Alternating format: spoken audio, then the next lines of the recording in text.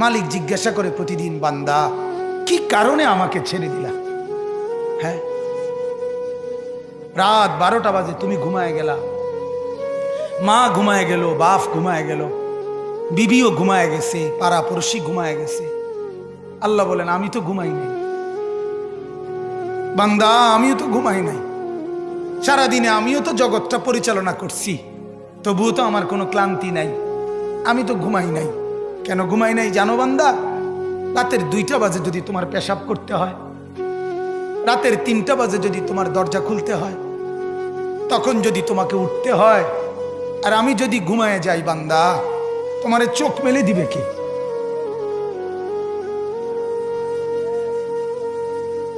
এই বাপ, চোখ মেলে দিবে কে?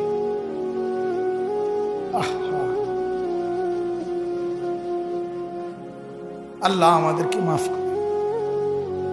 কোরআনুল কারীমের মধ্যে আল্লাহ তাআলা বলছে, ওয়া হুয়াল্লাযী ইয়াতাওয়াফফাকুম বিল-লাইল। কোরআনে আল্লাহ বলে, বান্দা শোনো, প্রত্যেকটা মানুষকে